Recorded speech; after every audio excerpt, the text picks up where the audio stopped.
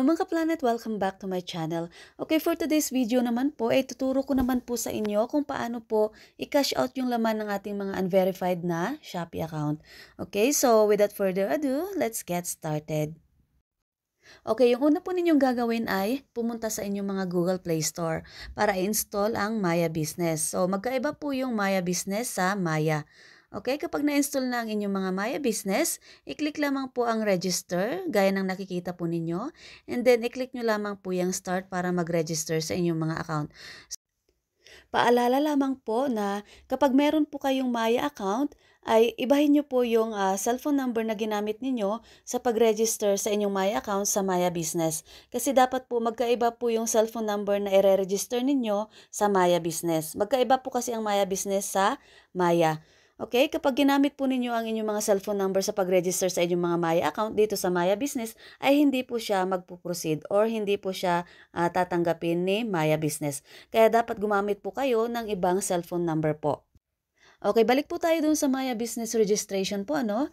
Kapag na-click po ninyo ang start button sa registration, yan po yung makikita po ninyo. So, ilagay nyo lamang po ang hinihingi na detalye dyan ng personal information po ninyo. Okay, so kailangan hawak po ninyo yung cellphone number na nilagay po ninyo dyan kasi magsisend po siya ng OTP. So yung tinatype ko po dyan ay gawa-gawa ko lamang po at hindi po yan makatotohanan. So nilagay ko lamang po yan as your reference po para may pagsundan po kayo or makita po ninyo kung ano po yung gagawin po ninyo kapag mag-register po kayo dito sa Maya Business. Okay, so i-click lamang po yung next. So, click nyo lamang po yung proceed kung tama ang mga detalye. And then, yung OTP po na tinext ni Maya Business sa inyong mga cellphone number na nilagay dyan, ay i-type lamang po ninyo ang OTP para mag-proceed. Okay, so hindi ko na mapapakita sa inyo kung ano po yung next na gagawin kasi verified na po yung aking Maya Business account. So sundan nyo na naman po yung steps na gagawin para mag-proceed or mag-pursue po yung inyong application. Kasi kailangan pa po doon ng self-verification and then mag-submit po kayo ng ID. And then mag-wait po kayo ng 1 to 2 days para maging verified po or mag-basic level 2 ang inyong mga Maya Business account. So dapat po kagaya ng ganyan, nasa basic level 2 po ang inyong mga Maya Business account bago po ninyo pasukan ng pera or sendan ng pera. Kasi kapag basic level 1 lamang po yan, ay hindi po ninyo maika-cash out or mailalabas yung mga pumunta or dumating na pera dyan sa inyong mga Maya Business. Mag-basic level 2 lamang po yan kapag yung inyong mga sinubmit na ID ay na-approve ni Maya Business.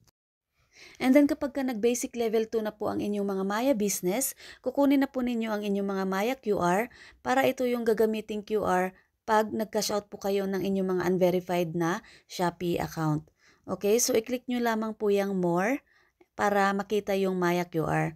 And then screenshot nyo po yung Maya QR po ninyo para yun po ang gagamitin sa pag-cash out ng inyong mga Shopee na unverified. Take note lamang po na hindi po gagana yung ibang QR po sa pag-cash out ng inyong mga unverified Shopee kagaya ng mga QR sa Maya or QR ng GCash. Kasi ang inaalaw lang po ng pag-cash out ng inyong mga unverified Shopee ay ang mga merchant na QR. So yung Maya Business QR ay isang merchant na QR. Okay, so ito na po yung pinakahuli na gagawin po natin para ma-cash out po yung laman ng inyong mga unverified na Shopee account. Okay, so i-click nyo po yung inyong mga Shopee Pay and then i-click nyo po yung scan para i-scan po natin yung QR na galing sa ating mga Maya Business. Okay, so ilagay lamang po yung amount na i-cash out. Okay, so as you can see po, magiging successful po yung kanyang pag-transfer o pag-send ng pera sa ating mga Maya na QR. Okay, so Maya Business QR po yan. Okay, as you can see po, naging zero na po yung balance ng ating Shopee Pay na unverified. Na-send na po yun sa ating Maya Business.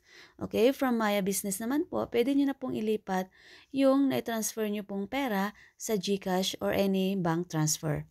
Okay, kung gusto niyo naman pong i-cash out or i-transfer yung mga funds po ninyo sa inyong mga Maya Business, i-click nyo na lamang po yung wallet and then i-click nyo po yung deposit to bank. And then i-click nyo po yung amount, ilalagay po ninyo yung amount. And then mamili po kayo dyan ng bank kung saan nyo po i-transfer yung inyong mga funds. Okay? So halimbawa GCash And then, ilagay nyo po yung mga information dyan. And then, click nyo po yung next para mag-proceed po siya sa pag-send. Okay? So, kailangan po ng OTP every time na mag-send po kayo ng pera or mag-transfer. Okay, yan lamang po yung gagawin po ninyo kapag gusto po ninyong i-transfer or i-cash out ang mga funds ng inyong mga unverified na Shopee account. Para naman po sa mga hindi makagawa ng kanilang mga Maya Business account dahil wala po silang mga valid IDs, okay, so pwede po kayong mag-direct PM po sa aking FB page para magpa-cash out po ng inyong mga funds sa inyong mga unverified na Shopee account. Okay, so yan po yung aking legit na Facebook page. Okay, so mayroon po siyang 6.4K followers and then 4.9 likes. Okay, yan po yung aking legit na Facebook page link. And then, ipipin comment ko po yung aking Facebook page link dito sa comment section para hindi na po kayo maligaw. Okay? Kapag sinerch po kasi ninyo ang Soulful Kris sa inyong mga Facebook, bali dalawa po yung lalabas dyan. Bali, ingat po kayo kasi yung isa pong Soulful Kris dyan, yan po yung scammer. Yan po yung poser na gumagaya po sa akin. Nang bibiktima po yan gamit ang aking QR po. Okay, kapag i-search po kasi ninyo ang Soulful Kris sa inyong Facebook, dalawa po yung lalabas dyan. Bali, yung Soulful Kris na 9 followers lang po or may counting followers ay isa po siyang scammer. Okay, dapat alam nyo po yung mag-differentiate ng scammer sa legit. Okay, so yung legit na Soulful Kris ay merong 6.4K na followers and then marami po akong uploads dyan at marami po akong personal videos dyan upload. So yung scammer po, wala po kayong makikita dyan na video niya except na lang po kung shinare niya yung video ko po.